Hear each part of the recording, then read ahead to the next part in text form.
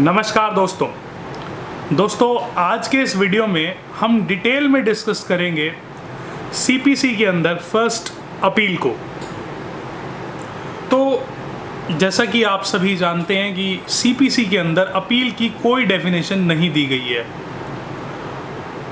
तो हमें एक वर्केबल डेफिनेशन डिफाइन करनी पड़ेगी क्योंकि सीपीसी के अंदर तो कोई डेफिनेशन है नहीं। तो दोस्तों हम ये कह सकते हैं an appeal is a judicial examination by a higher court of a decision of a inferior court. यानी कि एक उच्च कोर्ट की यानी कि हायर कोर्ट की पावर किसी डिसीजन को लोअर कोर्ट के जज करने की, उसको एग्जामिन करने की, उसको हम कहते हैं appeal. So when a defeated person, जिस व्यक्ति के खिलाफ ऑर्डर आया है, when he approaches the higher court for reversing the judgment, then we can say that that person has exercised his right to appeal. So what are the essentials from this discussion we had? First of all, for an appeal, there must be a decision. There must be a party aggrieved. एक party aggrieved होनी चाहिए और एक ऐसा decision होना चाहिए और एक ऐसी सुपीरियर कोर्ट होनी चाहिए या सुपीरियर अथॉरिटी होनी चाहिए जो ये रेडी एंड विलिंग हो to examine the decision. Right, so this is the essentials of the appeal.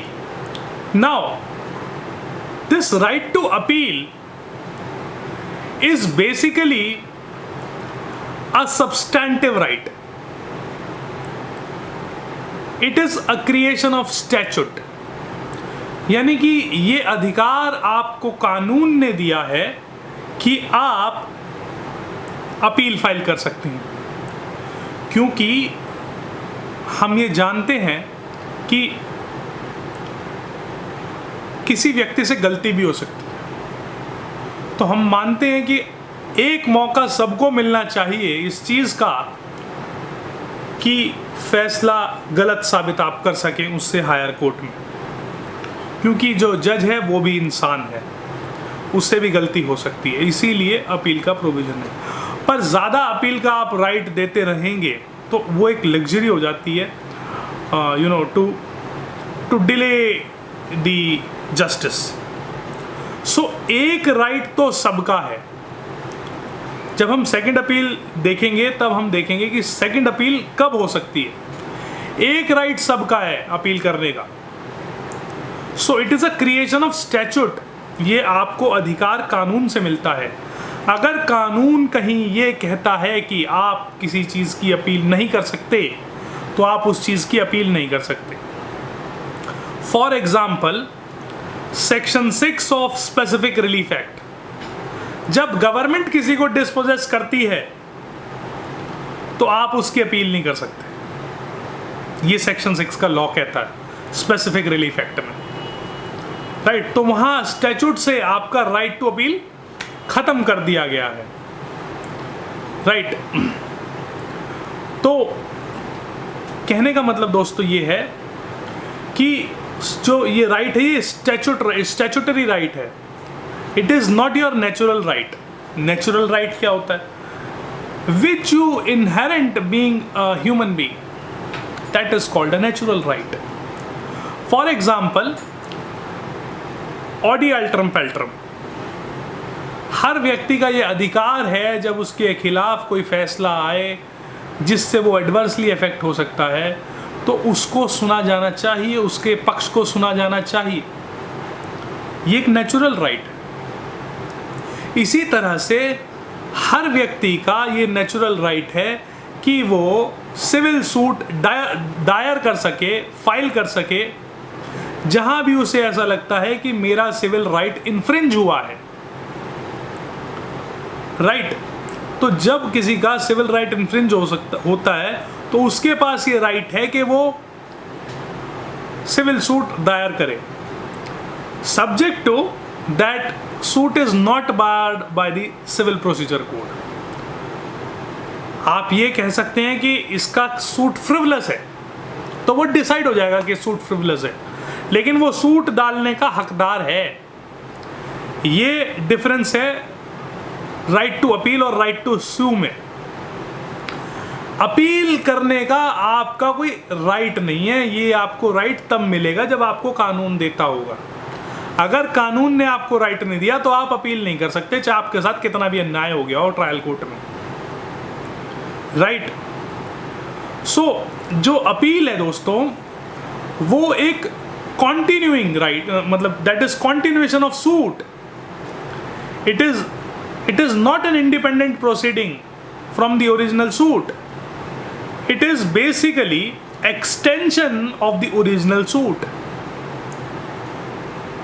इसका मतलब ये है कि अगर जो अपीलेट कोर्ट है, अगर कल को वो इस कंक्लूजन पे आता है कि जो ट्रायल कोर्ट की जो जजमेंट है, जो ओरिजिनल कोर्ट की जजमेंट है, that should be reversed, then that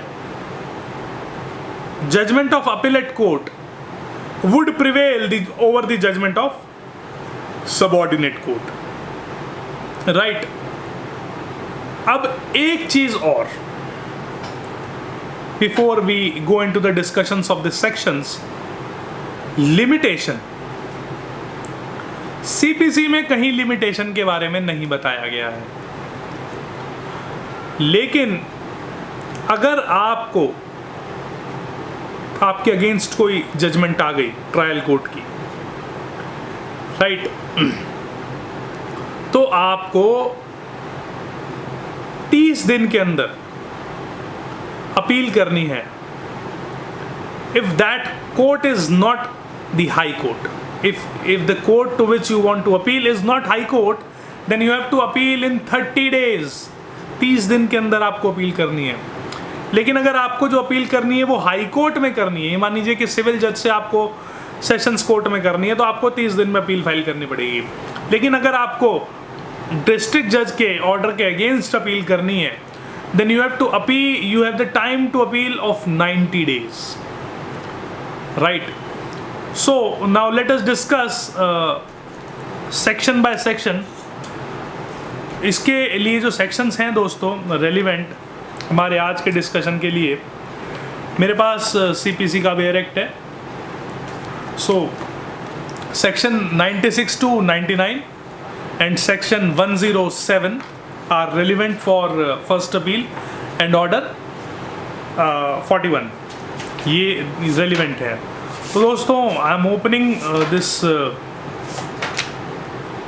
section 96। सबसे इंपॉर्टेंट इसमें सेक्शन 96 ही है, जितने भी सेक्शन है इसमें अपील के।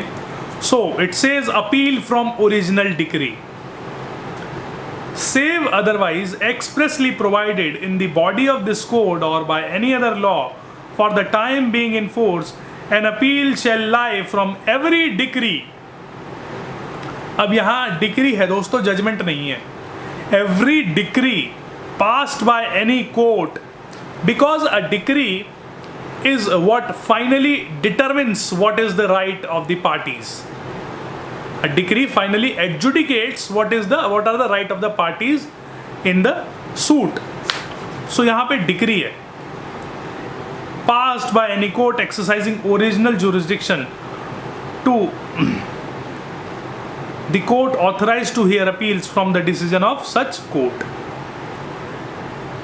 यानी कि save as otherwise expressly provided by this code or any an appeal, मतलब कोई भी अपील, मतलब जैसा कि इसमें बताया गया है, कोई भी अपील कैसे लाई करेगी। Shall lie from every court to any court exercising original jurisdiction to court authorise to hear appeals from decision of such court. यानी कि मान लीजिए कि अगर आपका डिसीजन सिविल जज ने दिया है तो आप डिस्ट्रिक्ट जज के पास अपील करेंगे, डिस्ट्रिक्ट जज ने दिया है तो हाई कोर्ट में करेंगे, और हाई कोर्ट ने किया है तो आप ये जो अपील है जो अगर आपकी सिंगल बेंच की, क्योंकि हाई कोर्ट में भी, दिल्ली हाई कोर्ट में जैसे ओरिजिनल जुरिस्डिक्शन के सूट्स भी होते हैं, तो अगर आपकी जैसे सिंगल जज का ऑर्डर है, then you can file appeal before the division bench, right. Now an appeal may lie from an original decree passed ex parte कि जब आपके खिलाफ एक्स पार्टी डिग्री हो गई तो आपके पास दो रेमेडी हैं, या तो आप अपील करके इस एक्स पार्टी डिग्री को सेट असाइड कर लीजिए, या फिर आप ट्रायल कोर्ट में ex parte decree set aside करने की अपना राइट भी एक्सरसाइज कर सकते हैं। Now third clause which says no appeal shall lie from a decree passed by court with the consent of the parties, right. तो अगर पार्टीज ने कंसेंट कर ली है या उनके बीच में कोई एग्रीमेंट है, और अगर वो एग्रीमेंट उसमें और कोई समस्या नहीं है, अगर otherwise that agreement is valid, तो उनके बीच में अगर ये एग्रीमेंट हुआ है कि अपील नहीं करेंगे, तो फिर वो उससे बाउंड है, बशर्ते that is clear and unambiguous. उसमें कोई किसी तरह की अस्पष्टता नहीं होनी चाहिए, साफ साफ समझ आना चाहिए कि they have agreed not to appeal, so they are bound by that appeal. So अगर आपके बीच में कोई कॉम्प्रोमाइज डिग्री हुई है तो आप you cannot appeal, right? Now subsection 4, no appeal shall lie except on question of law from a decree in any suit, यानी कि क्वेश्चन ऑफ लॉ पे कोई अपील लाई नहीं करेगी, of nature of cognizable of court of small causes where the amount value of subject matter is 10,000 rupees, यानी कि अगर 10,000 rupees की उसमें सब्जेक्ट मैटर है, यानी 10,000 रुपये की वैल्यू है, तो उससे अपील नहीं होगी, राइट। ये कहता है subsection 4। No appeal from final decree where no appeal from preliminary decree. तो दोस्तों जैसे मान लीजिए फाइनल अपील है, जो फाइनल डिग्री है, और आपने प्रिलिमिनरी डिग्री के अगेंस्ट अपील नहीं करी, then you lose your right to appeal against the final decree. जैसे मान लीजिए कि किसी पार्टीशन सूट में क्या होता है कि कोर्ट कहता है that all the brothers are the entitled to 1/5 share the property which was in position of one of the brother, and all of them are entitled to their share. Now I am the person against whom this decree is passed. That means I am the possession holder of that property. I was claiming that this was my exclusive property, right? Now when I claim that this is my exclusive property, and now the court have made everybody and everybody a partner in the property, everybody is entitled by the decree of court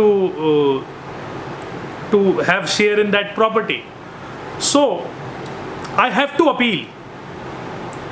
Now suppose I appeal, I don't appeal against this preliminary decree, मैं इस degree के against appeal नहीं करता, मैं let the court decide finally, then I will appeal. So if tomorrow, अब देखिए जो partition suit होता है इसमें हमेशा दो डिग्री होती है।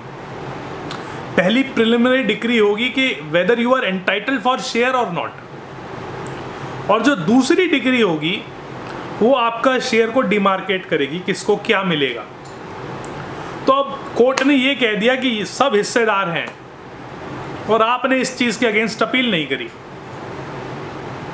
आप कहते हैं जब हिस्सा बट जाएगा ना, जब कोर्ट ये कर देगा तब मैं अपील करूंगा, then your right would fall. Now suppose you filed an appeal against this preliminary decree and the appellate court decides in your favor, and in the meanwhile final decree is passed against you, then since the appellate court has rejected the preliminary decree, and it has passed a decision in your favor, the final decree of the original court would fall. Right? So let us see what the section 97 says. Where any party aggrieved by a preliminary decree passed after commencement of this code does not appeal from such decree, he shall be precluded from disputing its correctness in any appeal which may be preferred from final decree. जो मैंने आपको बताया कि अगर आपने preliminary decree के against appeal नहीं करी तो फाइनल डिग्री के अगेंस्ट आप अपील नहीं कर सकते. राइट. अच्छा, एक चीज़ और दोस्तों, एक इंपॉर्टेंट पॉइंट मैं आपको और बताऊं कि अगर लॉ में कोई चेंज हो जाता है, सपोज करिए कि आज लॉ कुछ और है, जिस दिन मैंने लिटिगेशन फाइल करी उस दिन लॉ कुछ और है, और सब्सिक्वेंटली आपको पता है सिविल सूट में थोड़ा टाइम भी लग जाता है. 3 साल बाद मान लीजिए कि डिक्री आती है या मैं अपील फाइल करता हूँ, उस दिन अमेंडमेंट हो गया कोई कानून में. So I will be govern by that old law, not by the new law. Right. So this is one of the important point. Right. तो section 98, where an appeal is heard by a bench of 2 judges, the appeal shall be decided in accordance with the majority opinion. This is not something special. Right, so let us see section 99. No decree to be reversed or modified for error or irregularity not affecting merits or jurisdiction. अगर कोई irregularity है, बाकी सब सही है, merit पे कोई फर्क नहीं पड़ा उस इरेगुलरिटी का, तो उस डिक्री को रिवर्स नहीं करा जाएगा. Right. This is said by section 99. Now we see the most important section which is 107. 107 section जो है, power of appellate court. Appellate court के पास पावर क्या क्या होती है दोस्तों? Subject to the condition and limitation as may be prescribed, the appellate court shall have power to determine the case finally, to remand the case, वापस भेज सकता है केस को, to frame issues and refer them for trial, वो दोबारा issues frame करके दोबारा trial के लिए भेज सकता है. Right, to take additional evidence or to take such evidence to be taken. Right. अब मान लीजिए कोई ऐसी चीज़ है जो आपको उस दिन नहीं थी जिस दिन डिक्री आपके पास है, अब आप कोई हाथ में कोई वो ऐसा सबूत लगा है तो आप उसको दिखाते हैं to the appellate court that sir I got this. तो अपीलेट कोर्ट कहता है या तो ये एविडेंस वो अपीलेट कोर्ट की कोर्ट में हो सकते हैं, या फिर वो डायरेक्ट कर सकता है नीचे जो उसका सबऑर्डिनेट कोर्ट है टू अलाउ दिस. राइट. क्योंकि क्या होता है, कई बार ट्रायल जज जो है वो एंटरटेन नहीं करते इस तरह की एप्लीकेशन को, वो सोचते हैं कि ये वैक्शियस है प्रोसीडिंग, सिर्फ डिले करने के लिए इन सब चीज़ों को यूज़ किया जा रहा है. राइट. तो ये इसकी पावर है. क्या क्या पावर है? To determine the case finally, ये तो ऑब्वियसली उसकी पावर है. टू रिमांड बैक तो जो फाइल आती है कोर्ट के पास, तो कोर्ट उसको कहता है कि आप इसको दोबारा सुनिए, your error judgment is not proper. Right. To frame issues and refer them for trial, कुछ कोई इशू कोर्ट फ्रेम करके उसको उस पर ट्रायल करा सकता है. और टू टेक एडिशनल एविडेंस. 4 तरह की पावर होती हैं दोस्तों. Right. So now let us see order 41 which is also related to this. So दोस्तों इसमें टोटल 37 रूल्स हैं. सो हम सारे तो डिस्कस नहीं करेंगे because neither it is possible nor it is necessary. Right, so we will only see some rules. Right, so let us see the rules. So let us see the rules. सबसे पहला हम discuss करेंगे rule 2, grounds which may be taken in appeal. इससे पहले दोस्तों मैं आपको ये बता दूं कि CPC में कहीं भी ऐसा नहीं बताया गया that who may file an appeal, but anybody against whom the judgment is adverse can file an appeal. 99% that person should be party to the proceeding, but sometimes it happens that the person which is affected is not party to the proceeding, right? So even in that case, that person can file appeal subject to he takes permission from the court that I want to file appeal, sir, that please allow me to file appeal, right? So now rule 2, the appellant shall not accept by the leave of court urge to be heard in support of any ground objection not set forth in the memorandum of appeal, but the appellate court in deciding the appeal shall not be confined to the grounds of objection set forth in memorandum of appeal or taken by leave of court under this rule.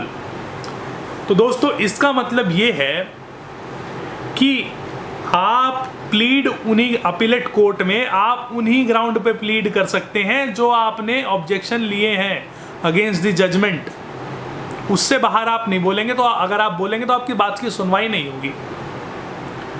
तो जब भी आप अपनी appeal के ground बनाएं तो आपको बहुत सोच समझ के हर एस्पेक्ट को कवर करना है।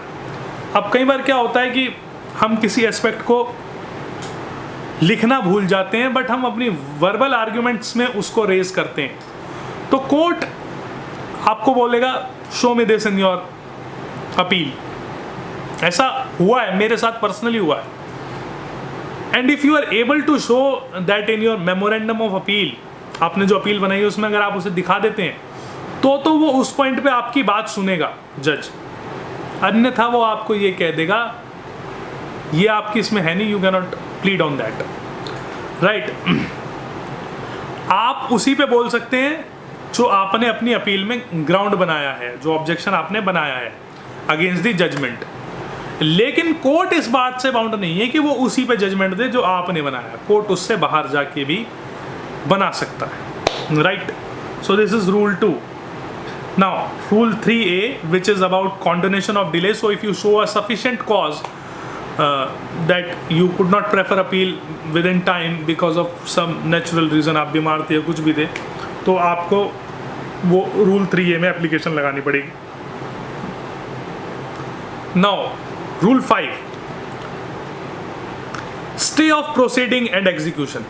तो दोस्तों ये जो rule 5 है ये कहता है कि मेयरली बिकॉज आपने अपील फाइल कर दी है इससे आपको कोई स्टे ऑर्डर नहीं मिल गया।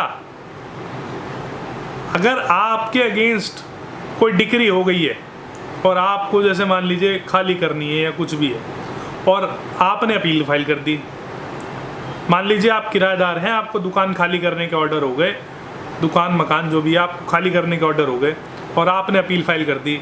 अब आप कहते हैं सर मैंने अपील फाइल कर दी है, मेरे को बाहर ना करें, तो ये इससे आपको ये राइट नहीं मिलता। मैं एग्जीक्यूशन, मैं जो मतलब जिसके फेवर में अपील फाइल हुई है, यानी जिसके फेवर में जजमेंट आई है, वो बंदा चाहे तो आपको एग्जीक्यूशन फाइल करके बाहर निकाल सकता है। अगर कल को हायर अथॉरिटी की जजमेंट ये आती है कि दैट यू आपको जो डिस्पोजेस किया गया प्रॉपर्टी से वो गलत किया गया, तो आपको दोबारा पोजेशन मिलेगा। लेकिन क्योंकि स्टे नहीं है, अपील फाइल करने का मतलब स्टे नहीं होता दोस्तों। स्टे तब होता है जब आपको एक्सप्रेसली ये बोल दिया जाए अपीलेट कोर्ट की तरफ से that proceeding are stayed for the meanwhile, तब आपके अगेंस्ट स्टे हो जाता है, फिर आप उसको नहीं कर सकते।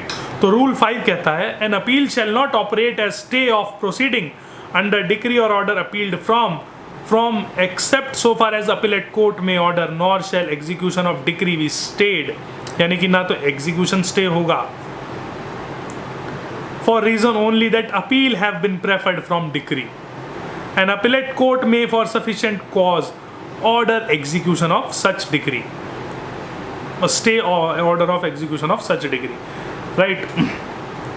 Now next rule जो है rule 5 का ही सब rule 2 जो है, when an application is made for stay of execution of an appealable decree before expiration of time allowed for appealing their form, the court which passed the decree may on sufficient cause being shown order the execution to be stayed. अब वो execution कब stay कर सकता है? Rule 3 ये बताता है, सब रूल 3 ये बताता है. No order shall be for stay of execution shall be made under sub rule 1 or sub rule 2 unless the court is satisfied that substantial loss may result to the party, right, that application has been moved without unreasonable delay and the security has been given for due performance of such decree or order as ultimately be binding upon him. जैसे दोस्तों आपको अगर पता हो कि जब recovery के जो मुकदमे होते हैं, अब मान लीजिए आपके अगेंस्ट कोर्ट ने रिकवरी का ऑर्डर कर दिया कि भैया जो डिफेंडेंट है ये डिफेंडेंट 5 लाख रुपए प्लेंटिफ को देगा. अब प्लेंटिफ क्या करता है? प्लेंटिफ के तो फेवर में आ गई 5 लाख रुपए का राइट. अब ये अपील करना चाहता है इसकी. अब इसने इसकी अपील कर दी तो अपीलेट कोर्ट कहता है भाई मैं स्टे नहीं करूंगा. स्टे कब करूंगा? तू 5 लाख रुपए कोर्ट में जमा कर दे, मैं स्टे कर देता हूं, फिर सुनता हूं तेरी बात. ऐसा ही होता है प्रैक्टिकली. तो अब आपके पास क्या तरीका है? या तो आप 5 लाख रुपए जमा कर दो या फिर वो डिग्री एग्जीक्यूट होगी. तो जब आप 5 लाख रुपए जमा करते हो फिर आप अपनी जो भी आपकी दलीलें हैं अपील में वो आप पेश करते हो. And suppose the court finds out that in your favour, then your deposited amount is given back to you, right. So court आपके ऊपर एक कंडीशन लगा सकता है स्टे देने के लिए. बताने का मतलब बेसिकली ये था, right. Now rule 11, power to dismiss appeal without sending notice to the lower court. This is basically summary disposal of the appeal, rule 11 and rule 11A. So it says the appellate court, after fixing a day for hearing the appellant or his pleader and hearing him accordingly, if he appears on that day, may dismiss the appeal. If on the day, अब जब supreme court में basically दोस्तों जब भी आप appeal file करते हैं तो किसी अपील को एडमिट कराना बड़ा मुश्किल होता है. तो वहाँ पे तो ज़्यादातर डिसमिस ही चलता रहता है. वहाँ समरी डिस्पोजल होता है अपील्स का. If on the day fixed और any other day while hearing may be adjourn to do not appear to appeal is called for hearing, the court may order that appeal may be dismissed. The dismissal of appeal under this rule shall be notified by the court from whose degree the appeal is preferred. उस court को बता देगा भाई appeal इसकी dismiss हो गई. Where appellate court not being high court dismisses an appeal under sub rule 1, it shall deliver a judgment recording in brief grounds for doing so and decree shall be drawn up accordingly. Basically जब आप appeal करते हैं ना दोस्तों तो आपका chance बहुत कम होता है सक्सीड करने का. तो कहने का मतलब ये है कि जब अपील हो जाती है तो अब अपीलेंट को ही बताना है कि जजमेंट कैसे गलत है. अब कोर्ट को लगता है नहीं बनती तो तुरंत डिसमिस. जब ज़रूरी नहीं है कि हाँ जो आपकी रिस्पोंडेंट है उसको बुलाया भी जाए. Time with in which hearing under rule 11 should be concluded. तो इसमें दोस्तों रूल 11 ये कहता है कि ये सब 60 डेज के अंदर ख़त्म हो जाना चाहिए, right. Now Rule 16, procedure on hearing. On the day fixed or on any other day to which the hearing may be adjourned, the appellant shall be heard in support of appeal. Right. जब भी आप appeal file करते हैं तो आपको उसके साथ judgement की कॉपी लगानी होती है. The court shall then, if it does not dismiss the appeal at once, hear the respondent against the appeal, and in such case the appellant shall be entitled to reply. पहले appellate अपना पक्ष रखेगा और court को अगर लगता है कि भाई रिस्पोंडेंट का पक्ष अब इस बारे में आना चाहिए, फिर रिस्पोंडेंट को सुनेगा और फिर अपीलेंट के पास ये पावर है कि वो उस चीज़ को जवाब दे. According to rule 16, this is the basically procedure. Now rule 17 dismissal of appeal for respondent's default, अगर वो नहीं आता है टाइम पे तो डिसमिस एंड डिफ़ॉल्ट हो जाएगी।